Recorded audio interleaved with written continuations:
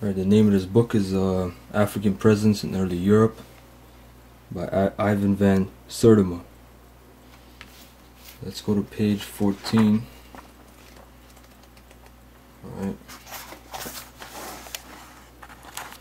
It says, in Scandinavia, blacks also play an important role in early history. Thorhall the Hunter, a Viking who was the mentor and closest companion of Eric the Red, was described as black and like a giant. There were other black Norsemen like Thorstein the Black. The basis for my theological black dwarves, the basis for the mythological black dwarfs and elves found in Scandinavia was the Twa, whom Eric the Red found occupying Greenland when he arrived with his invading Norsemen. Alright, page 200.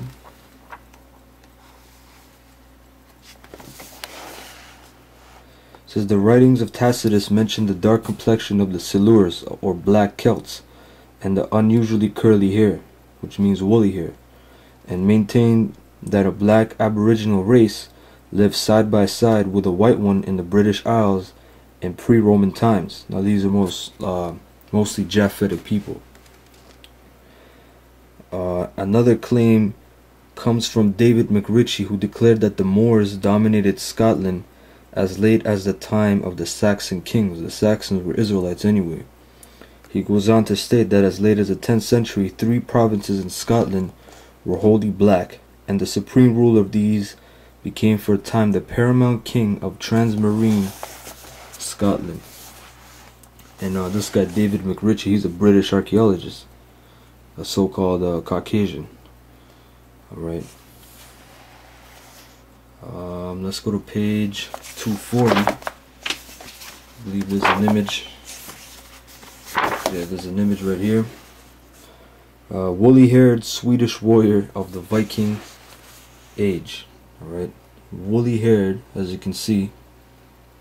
Alright, that's woolly hair. Swedish warrior, a Viking warrior. Or Norseman, a Northman. Okay, clearly a Negro. Alright.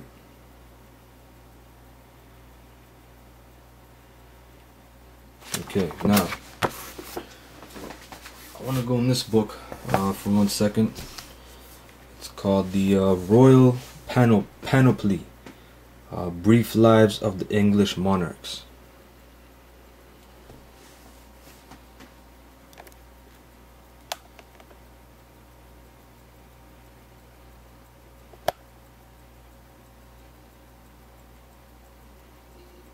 And you would think that these are all Edomites on the cover, but let's go into this book, alright, and show you the information. Here is William II with sword, from the Chronicle of Abingdon, 13th century. Clearly a black man. You see, he has a pigment on him, but they failed to scrape it all off. As you see, his fingers, they're black, but the rest of his hand is pale, which does not make sense if you have common sense. Alright, why is his fingers black and then his hand is pale? It doesn't make sense. Alright.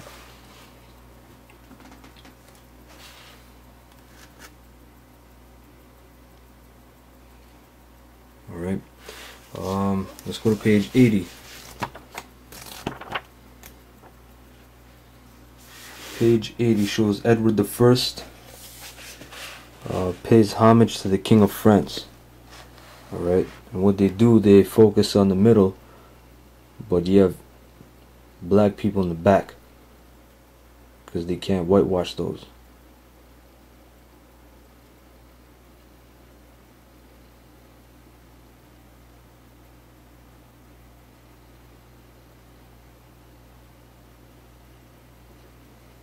Alright.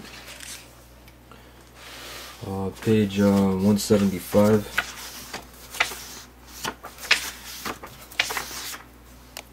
Shows the family tree of King Henry VIII. When you look at the family tree, you have dark faces on it.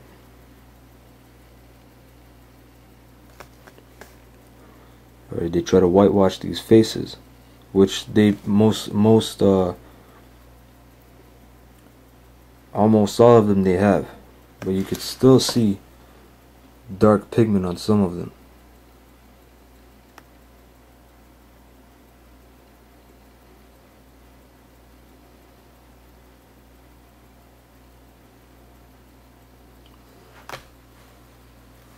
Alright, let's go to page 217, and I want to read something to you right here, very intriguing. This is Charles the Second, who was the grandson of King James the Sixth of Scotland and the First of England.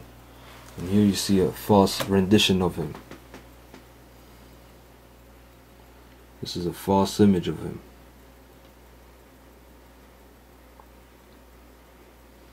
And now let's read a description of how he looked like.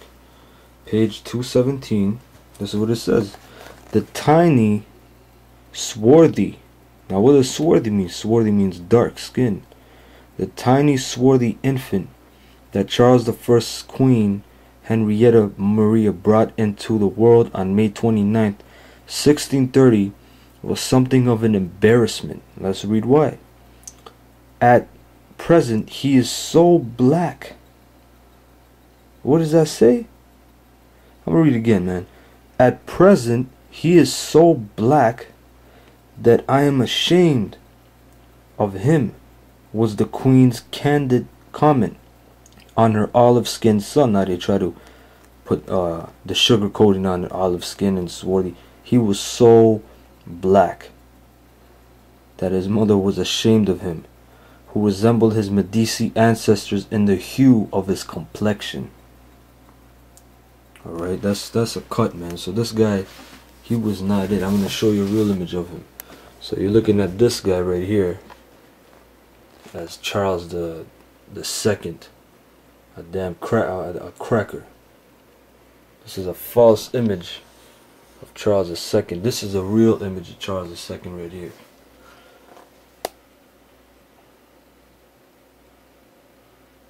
Alright, he was known as Charles II, the Black Boy, by his mother. That's what he was known as. Alright, now compare it. Look at this madness. Does he look swarthy? This guy doesn't look swarthy. You know? Alright, so this is madness. I'm reading the description right here, and he got the nerve to put this rendition right beside it. You know? Total madness. But thank the white man. Alright, thank the white man. This is black history. This is the true black history right here. Alright, you niggas in Wonderland, you need to pick up these books and actually read what's inside of them, instead of looking at the Edomite renditions. Okay, now let's go to page 159. I want to read something else.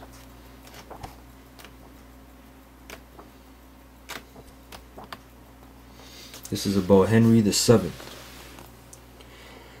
His body was slender but well built and strong, his height above the average.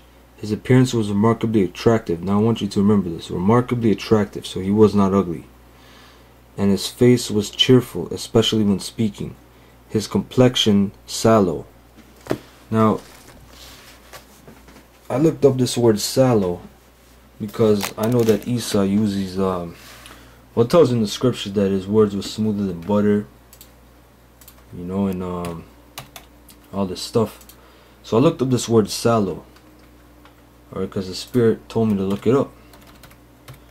I'm going to look it up right now and show you what it means.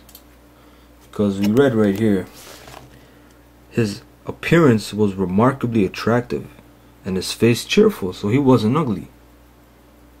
Right? This is what sallow means. I'm on the Edom Online Etymology Dictionary. Sallow, Old English, dusky or dark. Related to soul, dark, dirty. Now hold on, dark and dirty, that doesn't have anything to do with each other. Keep on reading. Discolored, dirty, dirty gray, dirty yellow. They try to say ugly, but what it really means is dusky or dark. Dusky is the same meaning as dark. So by them saying right here, his appearance was remarkably attractive, meaning people can look at him and tell him, oh, that's a remarkable man, he's attractive. And his face was cheerful. He wasn't a dirty face. Showing you that what they mean by complexion sallow, his complexion was dark. So King Henry VII's complexion was dark or swarthy. Okay? That's some more proof, because your brother's got to look up these words. Esau be tricking you, man. He tries to trick you. But as the scripture says in Amos 3:7, the Most High revealeth his secrets unto his servants the prophets, man. You know? So you can't be tripped up by these words, man. You got to study to show that self-approval. Alright?